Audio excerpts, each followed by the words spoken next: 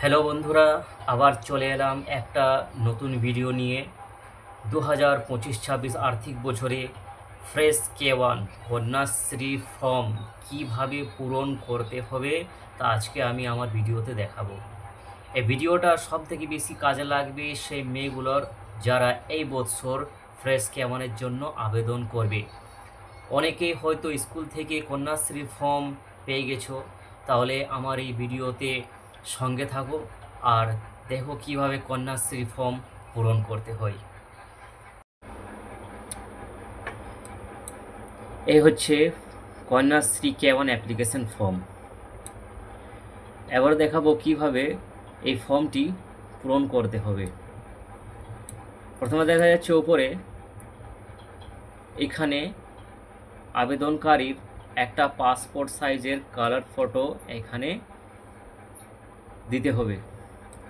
তারপর চলে এলাম এখানে 1, 2, 3, 4 এই যে 4টা অপশান। প্রথম আছে স্কুলের নাম, 2 নম্বরে আছে ডাইস কোড, 3 নম্বর আছে ব্লক পৌরসভা আর 4 নম্বর আছে জেলা।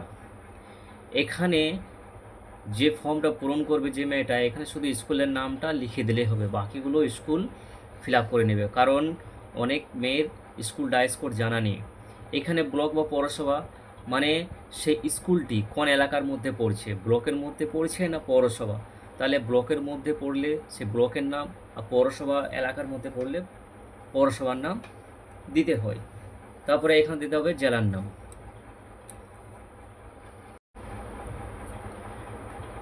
এরপর পূরণ করব আবেদনকারীর প্রাথমিক বিবরণ, অ্যাপ্লিক্যান্টস বেসিক ডিটেলস। 5 নম্বরে আবেদনকারীর নাম, প্রথম, মধ্য, পদবী।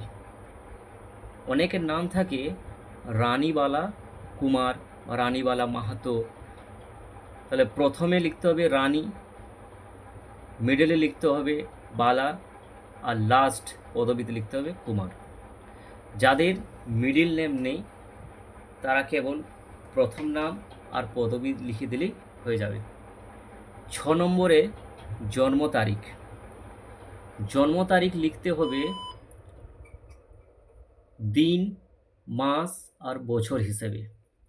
তাহলে প্রথম দুটোতে দিতে হবে দিন, তারপরে দুটো বক্সে দিতে হবে মাস, আর শেষে 4টা বক্সে লিখতে হবে তার বছরটা। 7 নম্বরে আছে ক্লাস, কোন ক্লাসে মেয়েটি পড়ছে।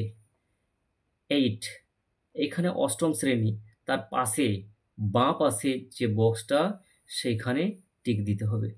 9-এ যদি পড়ে তাহলে 9-এর বাম পাশে যে বক্সটা আছে সেইখানে টিক দিতে হবে। 8 নম্বরে পিতার নাম, বাবার নাম। বাবার নামটাও যেভাবে আবেদনকারীর নাম লিখলাম প্রথম, মধ্য আর পদবী হিসাবে, সেভাবে এখানে পূরণ করতে হবে। মাতার নামটাও সে একইভাবে পূরণ করতে হবে, প্রথম, মধ্য আর পদবী হিসাবে। 10 নম্বর আছে পিতা মাতার এপিক নম্বর। পিতা বা মাতার দুজনের মধ্যে একজনের ভোটার আইডি কার্ড নাম্বারটা এই বক্সের মধ্যে লিখে দিলেই হয়ে যাবে।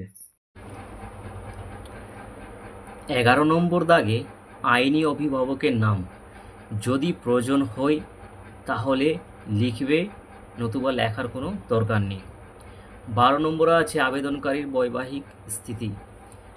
এখানে আনম্যারিড প্রথম থেকে ফর্মটাতে লেখা আছে, কারণ কন্যাশ্রী পেতে হলে তাকে অবশ্যই অবিবাহিত হতে হবে।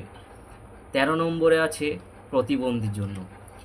এখানে যদি কোনো প্রতিবন্ধী মেয়ে থাকে, তার বয়স, তার জন্ম তারিখ 1/4/2008 ও 31/3/2013 মধ্যে হয় এবং সে 8 ক্লাসের নিচে পড়ে, তবু সে কন্যাশ্রীর জন্য আবেদন করতে পারবে এবং তাকে অবশ্যই 40% প্রতিবন্ধী হতে হবে, তবে সে আবেদন করতে পারবে। 14 নম্বরে আছে জাতি, কাস্ট।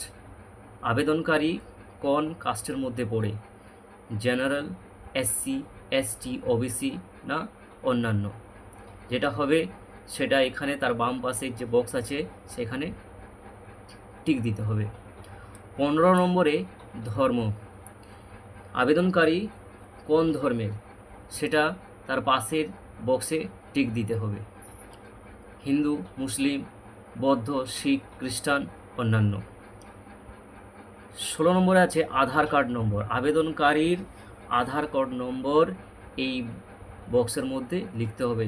এখানে চারটি করে মোট 12টি বক্স বানানো আছে।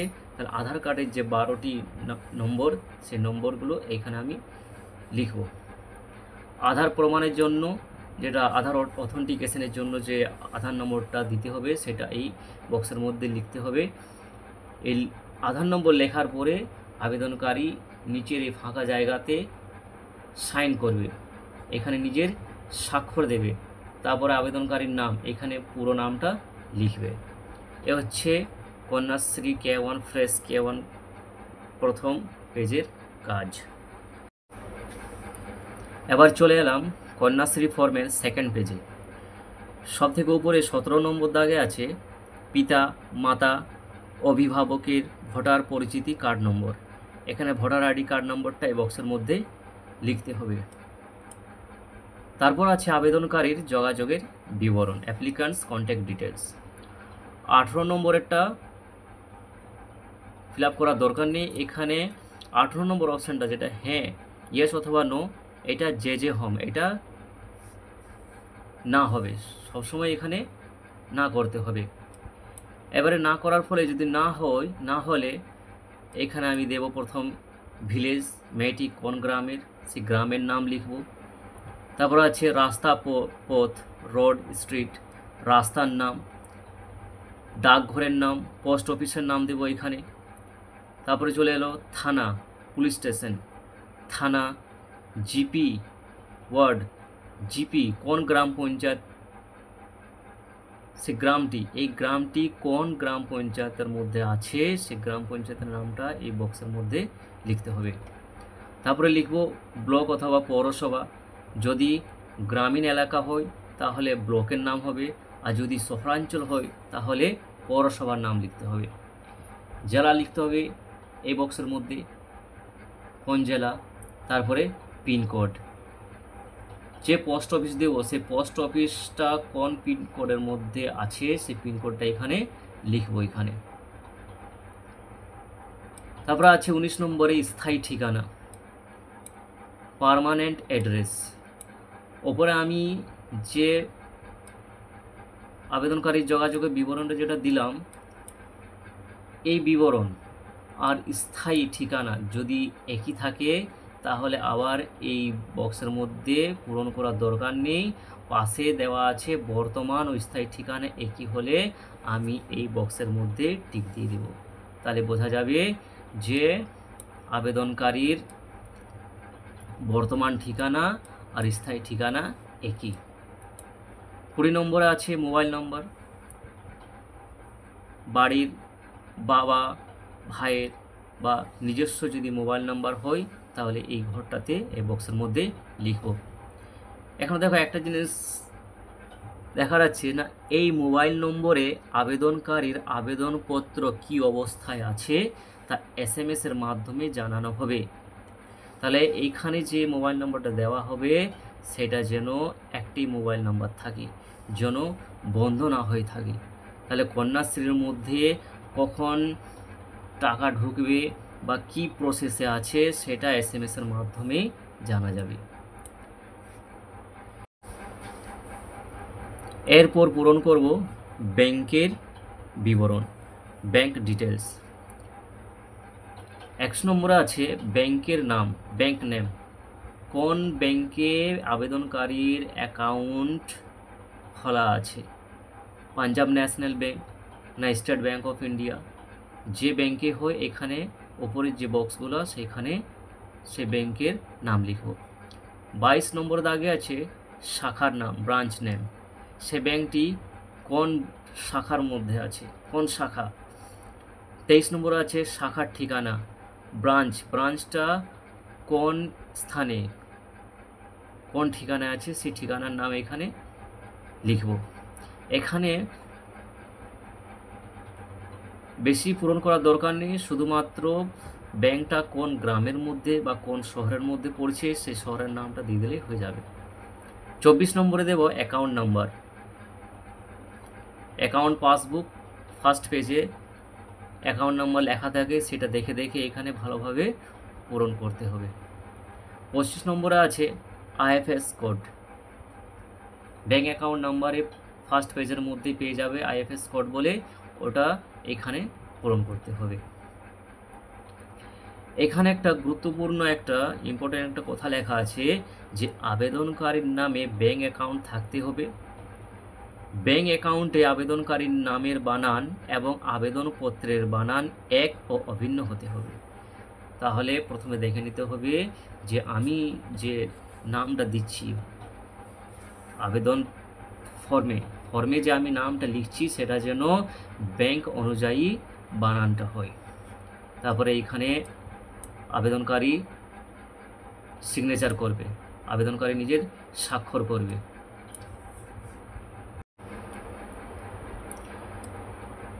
এই হচ্ছে কন্যাশ্রী ফর্ম থার্ড পেজ।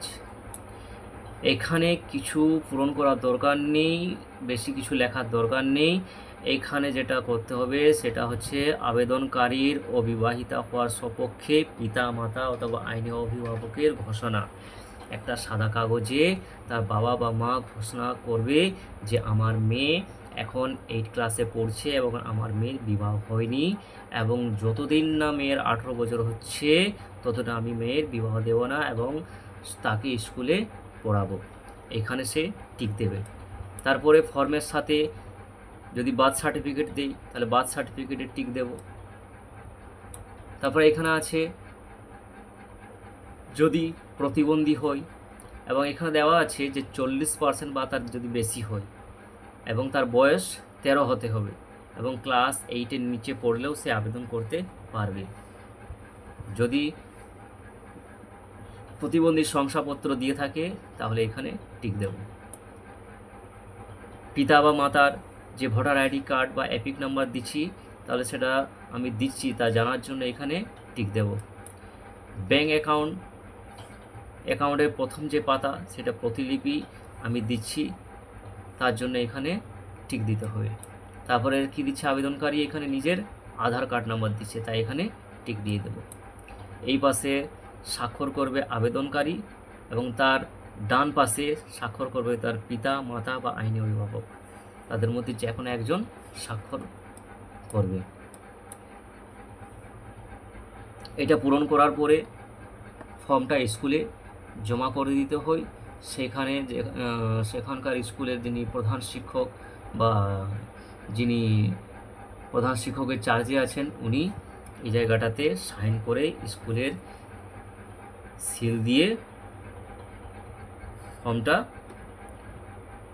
জমা করে নেবে। আজকের ভিডিও এই পর্যন্তই।